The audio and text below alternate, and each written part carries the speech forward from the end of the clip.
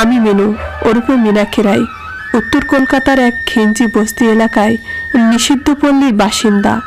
হ্যাঁ, আমি আমার শরীর বেচেই পেট চালাই। বহুদিন হয়ে গেল এই লাইনে আছি। আমার রোজগার ধরাবাঁধা খদ্দেরের সংখ্যা নেহাত কম নয়। এই নিষিদ্ধ পল্লী বহুদিন ধরে আমার রোজগারের একমাত্র জায়গা। বেশ নামডাক আছে আমার এই লাইনে, যদিও সেটা সুনাম নয়। আমি জানি আমার রোজগার কাজ হলো দিনরাত এক করে খদ্দেরের চাহিদা মেটানো। তাই সকাল সকাল একটু কিছু খেয়েই ঠোঁটে গালে রং মেখে নিজেকে প্রস্তুত করে নিই প্রতিদিন। কিন্তু জানো, আজকাল মনে হয় যদি আমারও একটা সংসার থাকতো, একটা ভালোবাসার মানুষ থাকতো, তাহলে বেশ হতো। কিন্তু ভুল করেও আমি তা প্রকাশ করি না। হয়তো মেনে নিয়েছি, ওসব ভাবার অধিকার আমার নেই।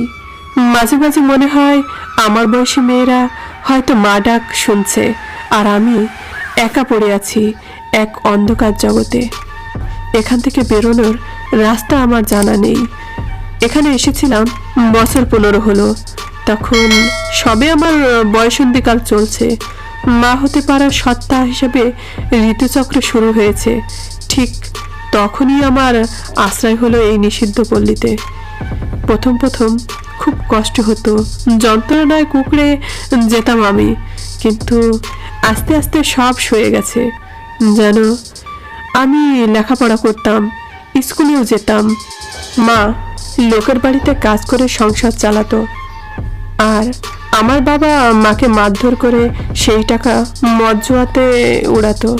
মা বলতো নাকি মেয়েবাজি করে বাবা। কথাটার মানেটা ঠিক বুঝতাম না তখন। মা কষ্ট হলেও বলতো, লেখাপড়াটা ছাড়িস না মা, না হলে তুই বাঁচতে পারবি না। লেখাপড়া মন দিয়ে করতাম। দিনরাত অশান্তি হতো বাড়িতে। মায়ের উপর চলতো অত্যাচার। মা তাও সহ্য করতো। বলতো, শুধু তোর জন্য বেঁচে আছি মা। মায়ের জন্য খুব কষ্ট হতো আমার। কিন্তু আমার ভাগ্য যে খুবই খারাপ। হঠাৎ মা খুব অসুস্থ হয়ে পড়লেন। বাবাকে বললাম ডাক্তারের কাছে নিয়ে যেতে, কিন্তু বাবা কোনো ভ্রুক্ষেপ করলো না। উল্টে যে কটা টাকা ছিল তাই নিয়ে মদ খেতে চলে গেল। আমি অসহায়ের মতো লোকের হাতে পায়ে পড়তে লাগলাম 2 টাকার জন্য। যে কটা টাকা পেলাম তাই দিয়ে ওষুধের দোকান থেকে ওষুধ আনলাম, কিন্তু সারলো না তাতে। একদিন রাতে মায়ের প্রচণ্ড শ্বাসকষ্ট শুরু হলো। বাবাকে ডাকতে গেলাম, দেখলাম নেশায় বেহুশ হয়ে পড়ে আছে। কি করব ভেবে পেলাম না। মা আমার হাত ছাড়ছিল না। তাও আমি ছুটে আশেপাশের লোকজন ডেকে আনতে গেলাম মাকে বাঁচানোর আশায়। সবাই এসে বলল মা নাকি আর বেঁচে নেই আমার। মাকে আঁচড়ে ধরে কান্নায় ভেঙে পড়লাম আমি। ছাড়ছিলাম না মাকে, কিন্তু নিয়ে গেল মাকে সবাই মিলে। কয়েকদিন পর মা ছাড়া সন্তানরা যে কতটা অসহায় তা বুঝলাম। খিদের জ্বালা যে বড় জ্বালা। ঘরে যেটুকু চাল ছিল শেষ হলো। বাবাও আর ঘরে ফেরে না, নেশায় বুঁদ হয়ে পড়ে থাকে রাস্তায় রাস্তায়। একদিন প্রদীপ কাকা এসে বলল, এবার কাজ টাজ দেখ একটা, কতদিন আর লোকের থেকে চেয়ে চিনতে খাবি। মা আগে কখনো ওই লোকটার সাথে কথা বলতে দিত না। লোকটা নাকি সুবিধার নয়। আগেও চেষ্টা করেছিল কথা বলার, কিন্তু মায়ের কথা মেনে পাত্তা দেয়নি। আজ লোকটার কথা শুনে বললাম, কাকা তোমার কাছে কোনো কাজ আছে? বলল, চল কাল আমার সাথে। গেলাম। জানো কাকার সাথে জানি না আমাকে কত টাকায় বেঁচেছিল। রয়ে গেলাম ওই নিষিদ্ধ পল্লীতে। অনেক বছর পর্যন্ত আমাকে বেরোতে দিত না। তারপর আস্তে আস্তে বিশ্বস্ত হলাম, কিন্তু খুব একটা বাইরে বেরোতাম না। বেরোলেই আমাকে ভোগ করা লোকগুলোই আমাকে দেখে নাক সিটকাতে দেখতাম। জানতাম সভ্য সমাজ আমাদের ঘেন্না করে, তাই সভ্য সমাজ থেকে দূরত্ব রাখতাম। বাপটার খোঁজ নিয়েছিলাম। শুনলাম সেও নাকি পৃথিবীর মায়া ত্যাগ করেছে। লক্ষ্মী মাসি আমার টাকা ঠিকঠাক মিটিয়ে দিত। রোজগার মন্দ ছিল না। টাকা জমিয়ে একটা স্মার্টফোন কিনলাম। জগৎ খুলে গেল আমার সামনে। ফাঁকা সোশ্যাল মিডিয়াতে ব্যস্ত রাখতাম নিজেকে। দেখতে যেহেতু খারাপ ছিলাম না, তাই অনেকেই বন্ধুত্বের রিকোয়েস্ট পাঠাতো। এভাবেই আমার আলাপ হলো দিলীপের সাথে। দিলীপ শিক্ষিত চাকরিজীবী, তাই ভয় লাগতো খুব। একদিন ভালোবাসার প্রস্তাব দিল আমাকে। কখনো ভাবিনি আমার জীবনে এরকম দিন আসতে পারে। সাগ্রহে সম্মতি জানালাম। ও জানতো না আমার জগৎ সম্পর্কে কিছুই। মাঝে মাঝে মনে হতো অন্যায় করছি, কিন্তু হারানোর ভয় আমাকে আটকে রাখতো। এইভাবে অনেক দিন কেটে গেল। একদিন বলল যে ও আমাকে বিয়ে করতে চায়, তাই ও চাই ওর বাবা মার সাথে দেখা করাতে। সেবার ছিল আমাদের প্রথম দেখা। অবাক হলাম, সামনাসামনি প্রথম দেখাতেই বিয়ের কথা জানাবে বলে। লক্ষ্মী মাসিকে বললাম কিছু কেনাকাটা করার আছে, এই বলে দিলীপের দেওয়া ঠিকানাতে পৌঁছালাম। দেখলাম বাড়িতে ও একা। বললাম তোমার বাবা মা কোথায়? বলল বেরিয়েছে একটু, পরেই চলে আসবে। আমাকে মিষ্টি খেতে দিল। তারপর দেখলাম ও ঘরের দরজা বন্ধ করে ঝাঁপিয়ে পড়লো আমার উপর জোর খিদে মেটাতে। বলল আমার বউ হবে তো, কাছে আসো একটু। হতভম্ব হয়ে গেলাম আমি। কোনো মতে নিজেকে সামলে নিলাম। ওকে ঠেলে সরিয়ে দিয়ে দরজাটা খুলে প্রাণপণে ছুটতে লাগলাম, আর পিছন ফিরে তাকাইনি। আমি ভুল ছিলাম, শুধু আমি ঠকাইনি দিলীপকে।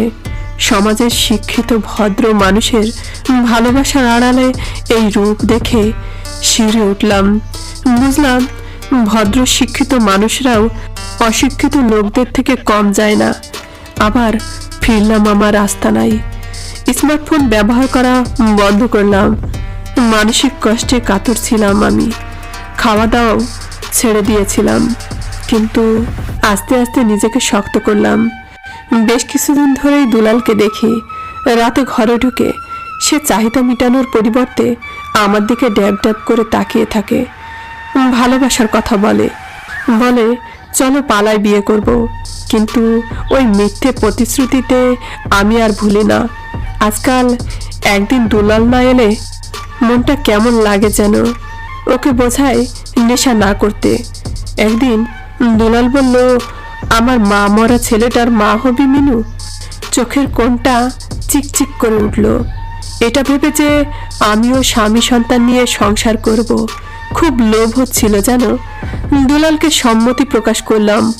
ও বলল যে 6 মাসের মধ্যে ও নতুন বাড়ি তৈরি করে সেখানে তুলবে আমায়। খুব খুশি হলাম আমি। আমার সর্বস্ব দিয়ে দিলাম দুলালের ঘর তৈরির জন্য। 6 মাস পর দুলালের ঘর তৈরি শেষ হলো। বলল রাতে পালিয়ে দূরের এক মন্দিরে অপেক্ষা করতে, ওখানে বিয়ে করে ঘরে তুলবে আমায়। নির্দিষ্ট দিন নিজের দরকারি কিছু জিনিসপত্র জামা কাপড় নিয়ে পালালাম। রাতের অন্ধকারে অপেক্ষা করতে লাগলাম দুলালের, কিন্তু ঘন্টার পর ঘন্টা কেটে গেল। দুলাল আর এলো না। রাত 2টো বাজে, এখনো দুলাল আসেনি। আমার দু চোখ দিয়ে জলের ধারা বইছে। দুলালকে তো আমি কিছু মিথ্যে বলিনি, তাহলে আমার নিঃস্ব করে আমার সর্বস্ব নিয়ে ঠকালো কেন আমায়? আমার সব স্বপ্ন নিমিষে ভেঙে চুরমার হয়ে গেল। ভোরের আলো ফুটেছে, চারপাশের লোকজন পুলিশে খবর দিয়েছে। পুলিশ আমার অসুচি ঝুলন্ত দেহটা মন্দিরের পাশের কাছ থেকে উদ্ধার করেছে। জানো, আমি খুব বড় অপরাধী ছিলাম, লজ্জে বড় খারাপ। চেয়েছিলাম তোমাদের মতো সংসার করতে, শুধু মরার পরেও আমার দেহের শেষ অংশ মাটির নিচে স্থান পায়নি, আড়াল পায়নি। বেয়ারের লাশ তো, তাই আমার দেহটা অনেকদিন ফরমালিনে চোবানো ছিল। এখন দেখি ফুটফুটে ছেলে মেয়েগুলো আমার দেহের অংশ নিতে পড়াশোনা করে। হাড়ের আবার কত নাম জানো? আমার কঙ্কালটার হাড়গুলো চিহ্নিত করে করে করে পড়তে যাই। হেমোরাস, রেডিয়াস, আলনা, কার্পাল, মেটাকার্পাল। হ্যাঁ, আমি মিনু মীনাক্ষী রায়। মৃত্যুর পরেও আমার নোংরা শরীরটা লুকাতে পারিনি।